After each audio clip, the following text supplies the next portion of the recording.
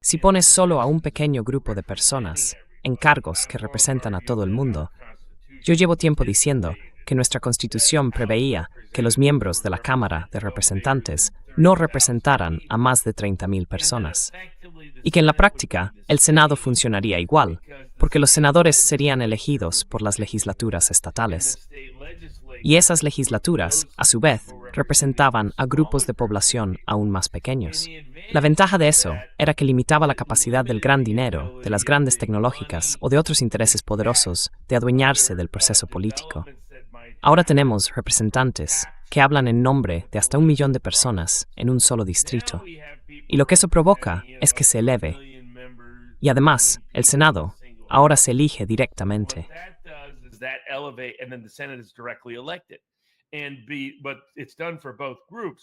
Y lo que eso ha hecho con ambos grupos es alejarlos de representar al pueblo, en lugar de aumentar o reforzar esa representación. Así que una base fundamental de nuestra Constitución y las suposiciones que tuvo la generación fundadora sobre cómo garantizar que este gobierno representativo fuera realmente representativo, ese elemento algo aristocrático frente a la democracia directa que existía en el origen, parte de él bien fundamentado, parte quizá no tanto, debía mantenerse, pero ya no está ahí. El problema se ha amplificado. Siempre ha habido un problema con eso. Pero la cuestión es, ¿qué garantiza realmente que un representante vote de acuerdo con sus electores, o por ellos, o en su interés? No hay nada que lo obligue legalmente.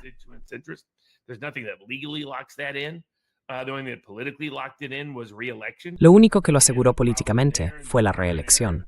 Y el problema, en la era moderna, es que la forma de ser reelegido es servir a la gente de Washington, al llamado pantano. Ellos te protegen y te promocionan. Pero sobre su punto más amplio acerca de ir por libre, ahí es donde se está moviendo todo el país. Y tú llevas tiempo hablando de esto, que en realidad tenemos dos opciones: o una guerra civil y el colapso, o que surjan nuevos sistemas de partidos independientes que representen de verdad los intereses de los votantes. Y creo que lo segundo sigue siendo lo más viable, pero también lo más acorde con la Constitución. Y siempre he preferido eso. Es un poco como con la Biblia. La Constitución casi siempre tiene una respuesta, incluso para los problemas de hoy, si uno busca lo suficiente.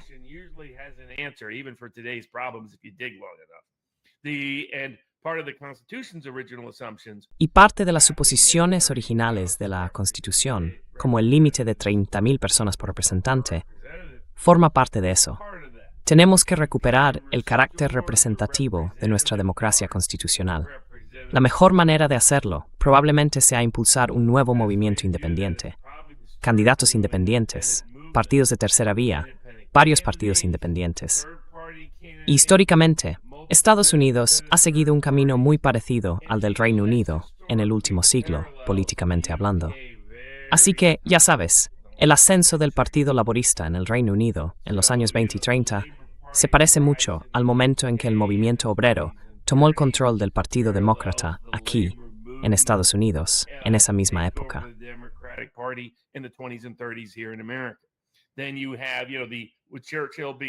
Luego tienes, ya sabes, cuando Churchill fue apartado después de la Segunda Guerra Mundial, fue muy parecido a cuando los republicanos tomaron el poder en 1946, justo después de la guerra. Los Harold Wilson del Reino Unido se parecían mucho a Jimmy Carter y a la democracia tecnocrática en Estados Unidos en los años 70. Después, Margaret Thatcher, en 1979, anticipó y adelantó lo que sería Ronald Reagan en 1980. John Major, a comienzos de los 90, se parecía mucho a Poppy Bush. Tony Blair, a mediados de los 90, se parecía bastante a Bill Clinton y en cierta medida a Barack Obama. David Cameron y su grupo se parecían bastante a Paul Ryan y al suyo. Luego llegó el Brexit en el Reino Unido, muy parecido a Trump en Estados Unidos. Así que, ¿qué está pasando en el Reino Unido? El Partido Liberal está a punto de colapsar.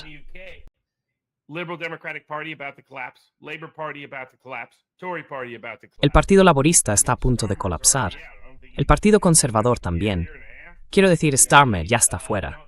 No creo que aguantemos un año o año y medio. ¿Cuál fue el último primer ministro en el Reino Unido que completó realmente su mandato?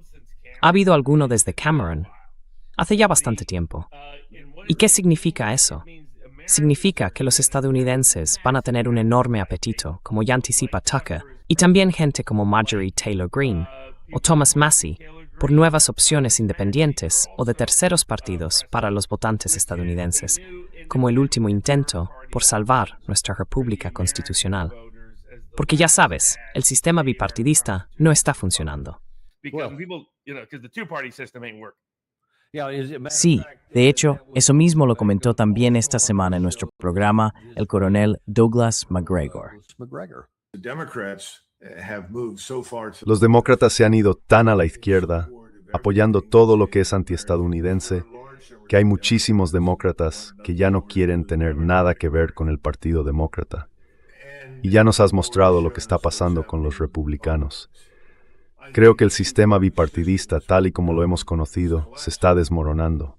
Aún no se ve de forma clara, pero vamos a ir viendo cada vez más señales de ello en los próximos meses y años.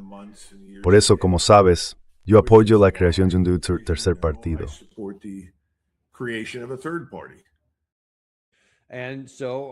Así que parece que está en la misma línea. Acabas de mencionar a McGregor, a MTJ y a Tucker Carlson. ¿Hay más? ¿Cómo ves el panorama?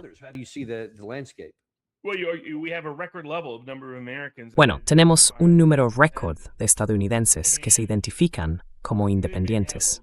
Puede que se inclinen un poco hacia el Partido Demócrata o hacia el Republicano, pero cada vez más esa inclinación es del tipo, si esas son mis únicas opciones, iré con esa, aunque preferirían tener otras alternativas.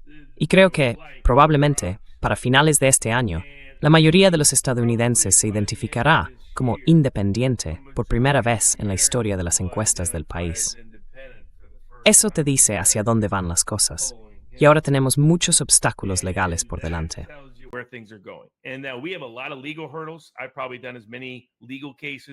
Probablemente he llevado tantos casos legales para terceros partidos y candidatos independientes en todo el país como cualquier otro abogado de Estados Unidos. Y tenemos barreras que el Reino Unido no tiene, que Europa no tiene. De hecho, tenemos los obstáculos más restrictivos para acceder a las papeletas electorales. Hay más iraníes que pueden presentarse como candidatos a la presidencia en Irán que los que pueden hacerlo en Estados Unidos. Y eso ya lo dice todo. Somos muy críticos con el régimen iraní y decimos que allí no hay democracia, pero en algunas partes de Irán hay más democracia que en Estados Unidos. Vaya. Leyes absurdas sobre el acceso a las papeletas. ¿Podrías explicar un poco más cuáles son algunos de los obstáculos? Básicamente, antes la papeleta era de acceso público y no estaba controlada por el Estado. Cuando se fundó nuestro país, a veces la gente iba a votar públicamente en los ayuntamientos o llevaba su propia papeleta. Más tarde, en el siglo XIX, las papeletas se entregaban en las urnas por las distintas maquinarias políticas, organizaciones y aparatos que existían. Pero la idea de que el Estado controlara la papeleta no empezó realmente hasta más adelante. La llamada papeleta australiana se basaba en que el voto fuera secreto, para que nadie supiera por quién votabas. Vale, eso tiene cierto sentido. Pero eso no significa que el Estado tenga que controlar la papeleta. Podría simplemente distribuirla o ponerla a disposición de la gente para que cada uno pudiera llevar la suya y seguir votando en privado.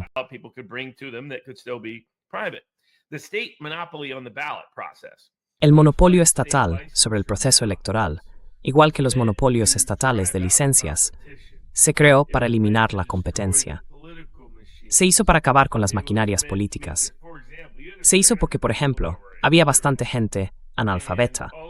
Y de repente, si no podían llevar su papeleta, eso significaba que tenían que leerla cuando la recibían. Así que, a finales del siglo XIX y principios del XX, sobre todo con las grandes olas migratorias, pero también en buena parte del sur rural y en otras zonas del país, todavía había, pues, un 10, 15 o incluso 20% de personas que no sabían leer ni escribir de forma funcional. Y lo hicieron para concentrar el poder. Y después fueron aún más lejos.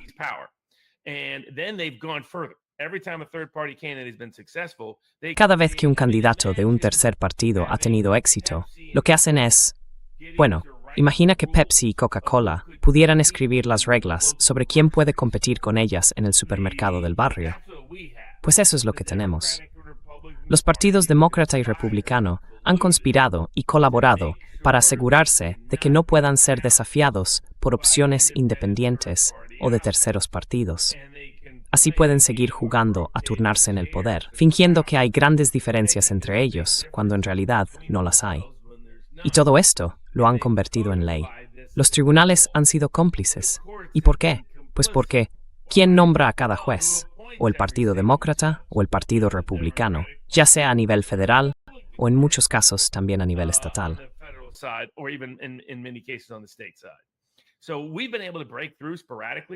Hemos conseguido abrirnos paso de forma puntual. Pero históricamente, el problema es que los éxitos legales suelen llegar cuando hay mucho impulso político detrás. Recuerdo haber asesorado a Bobby Kennedy al principio de su candidatura independiente en 2024, y ni siquiera su propio equipo entendía del todo la magnitud del asunto. Les dije, van a inventarse algunos de los argumentos más absurdos, más disparatados, más delirantes para dejarte fuera de la papeleta. Todo eso es inconstitucional.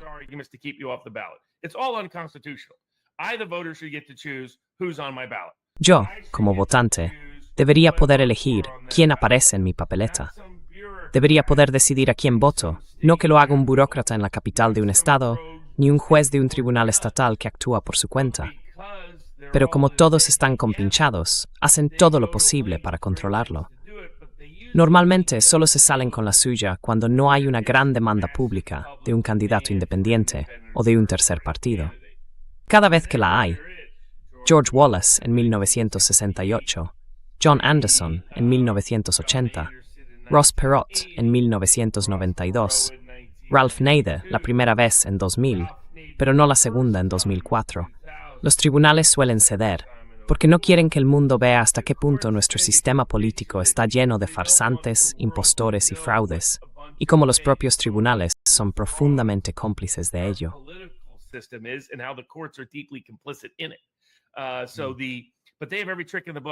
Bueno, tienen todos los trucos del mundo.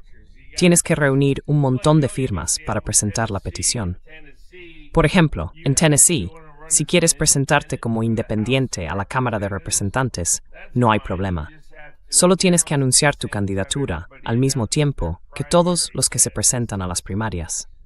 Así que, si luego no te gusta quién gana en las primarias, no puedes hacer nada al respecto. El Tribunal Supremo lleva mucho tiempo considerando que eso es inconstitucional, pero los jueces hacen la vista gorda, y este tipo de litigios suele ser muy caro.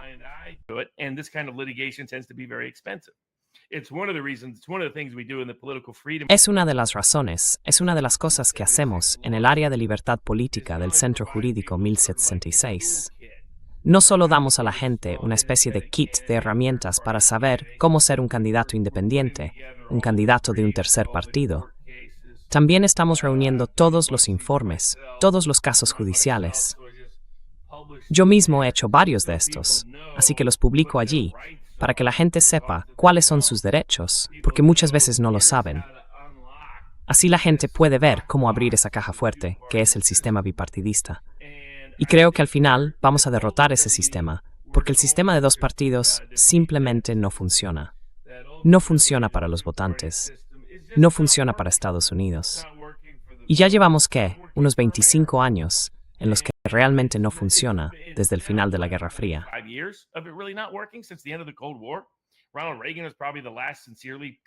Ronald Reagan fue probablemente el último presidente que tuvo una popularidad sincera y constante. Todos los demás acabaron con una valoración negativa, ya sabes, al cabo de un año o dos después de terminar su mandato, cayendo de forma clara por debajo del 50%. Así que el sistema bipartidista no está funcionando. La burocracia o la oligarquía, o como quieras llamarla, tiene que ser reemplazada. Pero la Constitución ofrece una respuesta. Y esa respuesta es restaurar la democracia directa de una forma más representativa, limitando y poniendo un tope al número de personas que los miembros de la Cámara y los senadores pueden representar de manera efectiva. y dando paso a candidaturas independientes y de terceros partidos, que han sido la clave de cualquier reforma en la historia de Estados Unidos desde los tiempos de Andrew Jackson.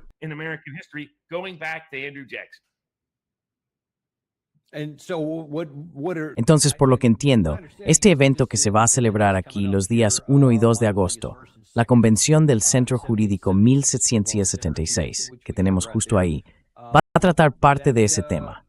¿No es así? Sí, vamos a cubrir todo el panorama.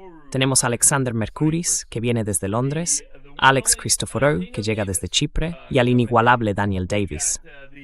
También viene Larry Johnson. Está Alexander Mercouris, Joe Kent, que intentará pasarse, y Richard Barris, el encuestador. Además, contaremos con una amplia variedad de invitados. El Dr. Bowden, en el ámbito médico, Brooke Jackson, también en el ámbito médico, y otros defensores de la libertad médica. En esencia, vamos a tratar los temas de libertad política, libertad financiera, libertad médica y libertad alimentaria, y lo que está ocurriendo en primera línea en cada uno de esos frentes. Y dentro de la libertad política, una parte clave es cómo reformar la comunidad de inteligencia, cómo reformar el estamento militar y cómo reformar nuestro sistema de adquisiciones de defensa.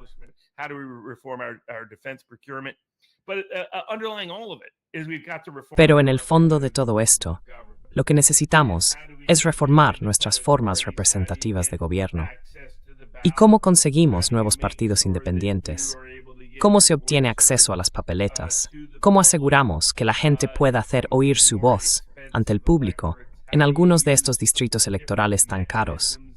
¿Cómo usamos distintos mecanismos y modos de comunicación para sortear al establishment mediático y a la oligarquía de los donantes? De todo eso y más vamos a hablar en la conferencia. Todavía hay entradas disponibles, aunque el aforo es limitado, en 1770slawcenter.com. Y va a ser una parte importante del proyecto del Centro Jurídico 1776, porque es algo en lo que llevo trabajando un cuarto de siglo. Hasta que no arreglemos los cimientos del gobierno representativo, seguiremos teniendo los mismos problemas repetidos, los mismos fallos recurrentes en el funcionamiento de nuestro gobierno.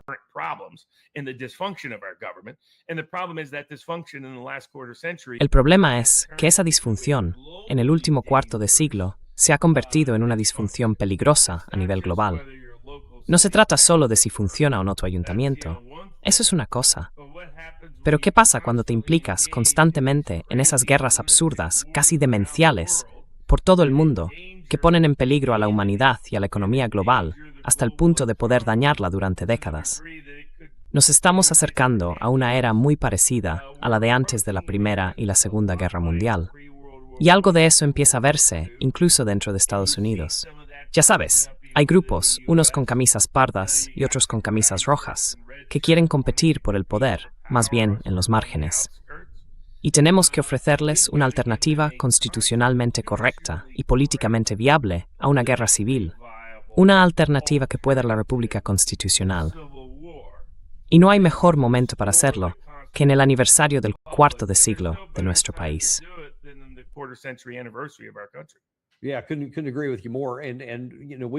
Sí, no podría estar más de acuerdo contigo. Y bueno, ya sabes, en el último año o así hemos tenido a varias personas en el programa que están preocupadas porque podríamos estar yendo hacia una situación parecida a una guerra civil. Incluso uno de ellos la describió como un estado prerevolucionario que con la chispa equivocada podría convertirse en algo muy violento, muy sangriento. Así que el único antídoto para eso es encontrar, como decías, alternativas desde el punto de vista constitucional y político que puedan canalizar esa fuerza y esa rabia hacia algo que sea constructivo.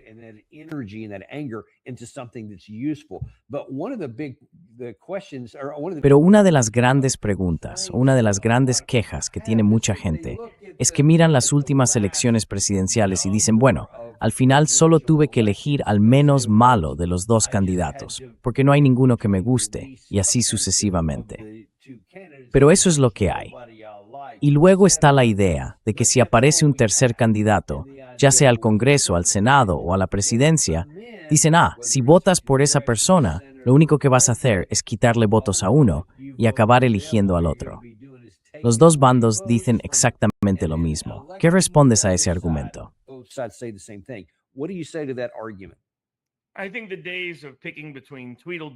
Creo que los días de tener que elegir entre el malo y el peor se han acabado.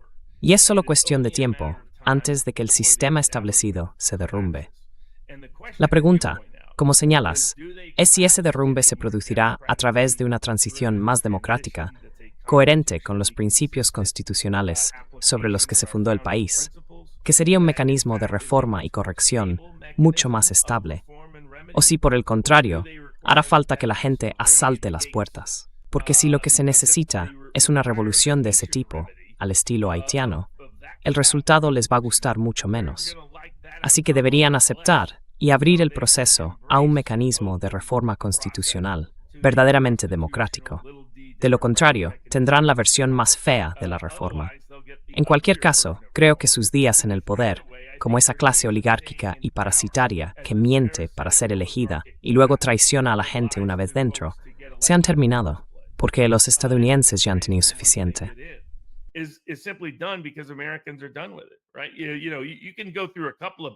Exacto.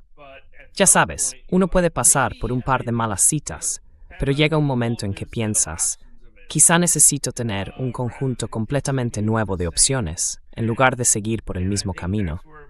Y creo que ahí es donde está Estados Unidos, al borde del precipicio. O hacemos eso, o colapsamos, porque muchas repúblicas constitucionales no duran más de un cuarto de siglo.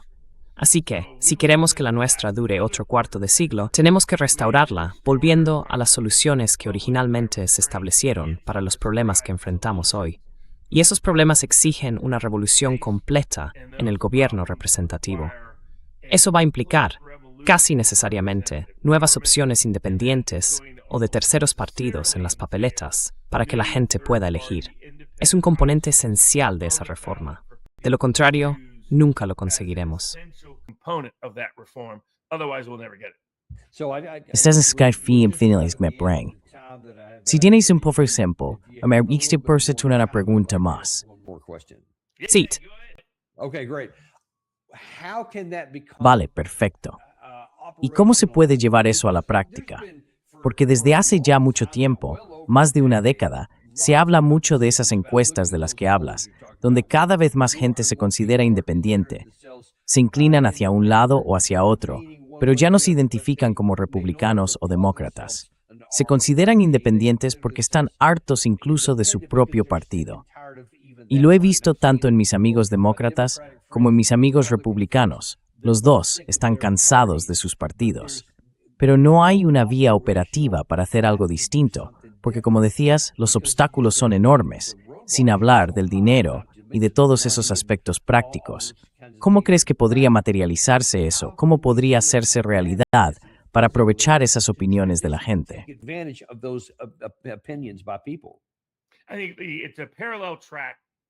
creo que hay dos caminos paralelos, uno de arquitectura legal y otro de arquitectura práctica. En cuanto a la parte legal, se trata de impugnar todas esas leyes, encontrar los puntos débiles en esas normas, que en mi opinión, casi todas las restricciones de acceso a las papeletas son inconstitucionales. Pero algunas son más graves que otras. Algunas son más eficaces a la hora de obstaculizar que otras. Hay que identificar y priorizar esas leyes, diseñar una estrategia jurídica para impugnarlas en los tribunales y, si es posible, también en el ámbito legislativo y en otros poderes. Pero, como todo esto beneficia a un sistema de dos partidos, el Poder Judicial es probablemente el que históricamente tiene más posibilidades de ofrecer una solución y de encontrar a los candidatos adecuados para llevar adelante esos desafíos.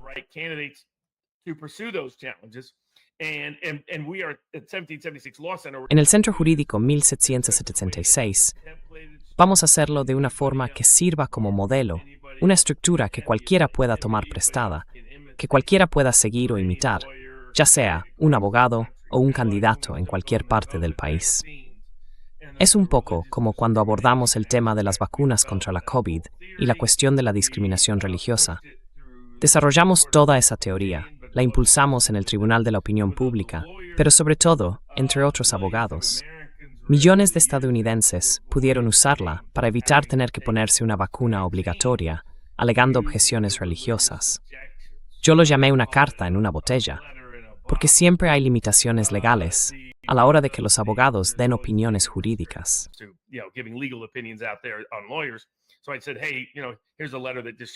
Así que dije, oye, aquí tengo una carta que acaba de aparecer en una botella en mi puerta, y esto es lo que podéis usar. Mucha gente la utilizó para hacerlo de forma efectiva. Esa es la primera parte, la arquitectura legal del ataque contra esas prácticas inconstitucionales y monopolísticas de los dos partidos. La otra parte es práctica. Vamos a empezar a desarrollar textos, y tendremos a gente como Richard Barris y otros en la conferencia hablando también de esto, de cómo se hace campaña para cualquier cargo público. Porque lo que necesitamos es que todo el mundo empiece a fijarse en esto. Puede que sea un ayuntamiento, puede que sea un concejal del pueblo, o incluso el sheriff local.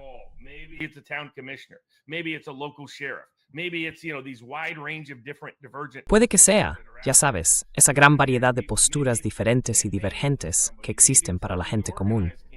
Puede que sea hacer campaña por alguien, o ayudar a organizar campañas para alguien, o simplemente encargarse de la comunicación de alguien. Pero con todos los métodos nuevos, los de siempre y los más modernos que existen para hacer campaña, en la práctica la gente normal no los conoce. Les resulta abrumador participar en eso. Y además, está toda esa clase de consultores políticos que en realidad están comprados en secreto, trabajando para los donantes, no para los votantes. Entonces, ¿cómo llegas a los votantes? ¿Cómo consigues financiación? ¿Cómo afrontas los obstáculos legales? ¿Cómo logras influir en la opinión pública sin depender de esa clase profesional de la política que intenta sabotearte y minarte en cada paso?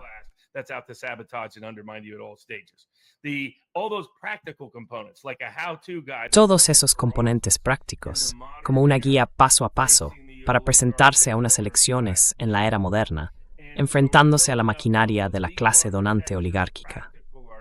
Por eso estamos construyendo tanto la arquitectura legal como la práctica, para que cualquiera, en cualquier parte del país, pueda utilizarla en beneficio de los candidatos independientes y de los de terceros partidos. Porque es otra forma de desbloquear todo esto. Hay una gran diferencia entre la oferta y la demanda, como señalas. Una demanda enorme, pero una oferta muy limitada. Limitada por la estructura legal, y limitada también por la falta práctica de conocimiento y de conciencia. Queremos cerrar esa brecha. El Centro Jurídico 1776. Así, este movimiento independiente y de terceros partidos puede convertirse en una opción realista, porque tú deberías decidir qué quieres en el menú, no el gobierno. Y es la única manera de que en Estados Unidos se despierte de verdad el apetito político por la reforma.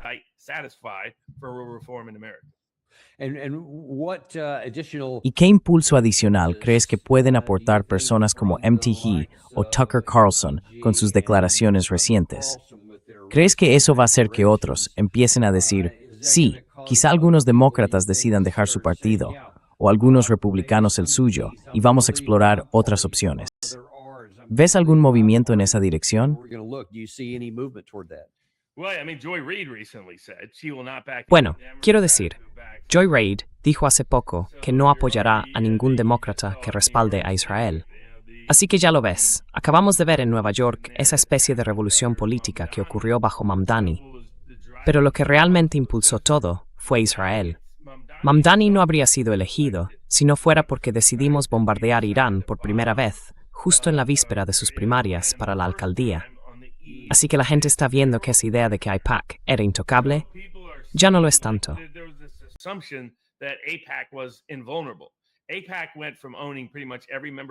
AIPAC pasó de controlar prácticamente a todos los miembros del Congreso, salvo Thomas Massie y Marjorie Taylor Greene, a tener ahora, según los últimos datos, más de 30 candidatos importantes en las primarias que se niegan a aceptar dinero o cualquier tipo de relación con AIPAC. Eso es una auténtica revolución, algo impensable en los últimos 30 años. Y eso no va a parar, va a seguir creciendo cada vez más. Creo que esos factores ayudan a equilibrar la situación de una forma que puede impulsar la reforma y el movimiento por la reforma que hacen falta. Pero eso requiere que todos pongamos de nuestra parte, porque, igual que en cualquier revolución, nada de eso habría ocurrido si cada uno no hubiera contribuido un poco.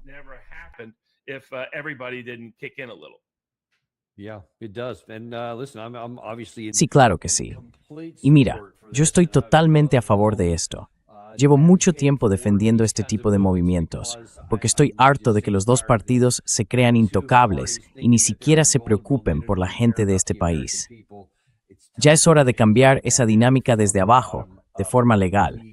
Así que por mi parte, todo el apoyo, muchas gracias por venir hoy y también por hacer esto. Y una vez más, si alguien quiere asistir a este evento, si todavía quedan entradas, la web es 7076lawcenter.com, ¿verdad? 7076lawcenter.com, is that where they go? Yeah, just go to 1776lawcenter.com. Sí, solo hay que entrar en 1776lawcenter.com. En fin, todavía quedan algunas entradas, así que adelante, reservadlas, 1 y 2 de agosto. Es una conferencia de 2 días. Incluso viene un antiguo chef de la Casa Blanca, que se ha ofrecido voluntariamente. Ah, no me digas. Sí, apoya la causa, así que va a cocinar para todo el mundo y va a estar genial. Y diré esto sobre el sistema bipartidista. Han decidido mejorar a Tweedledum y Tweedledumber. Con Tweedledumber y Tweedledumbest, como las estrategias y tácticas que utilizan. No se puede discutir eso, sin duda. Nos alegra estar aquí, tío.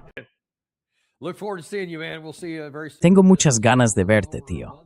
Nos veremos muy pronto, en poco más de un mes, así que allí nos veremos. Y si Dios quiere, saldrá algo bueno de todo esto, no solo del evento en sí. Desde luego. Aquí están un par de los chicos. Tienes un aspecto genial, como un revolucionario americano. Puede que lleve uno solo para poder meter la mano en la chaqueta. So I can put my hand in my jacket Hey, that'd there. be perfect. That'd be perfect. So I will Sería say, perfecto, sería everybody perfecto. says it's looked Aunque tengo que decir que todo el mundo que lo ha visto dice que Larry Johnson parece la versión más dura del grupo. Sí, parece que nació, no, que tuvo un montón de, vamos, míralo.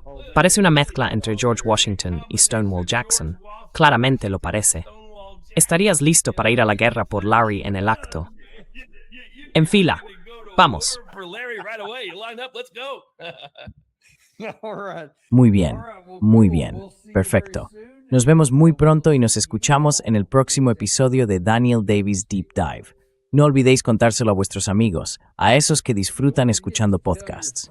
Decidles que añadan Daniel Davis Deep Dive a su lista de podcasts. Ellos tienen que saber lo que vosotros sabéis. Pueden encontrarlo donde ya escuchan sus podcasts. Solo tenéis que decírselo. Already get their podcast. You just got to tell them.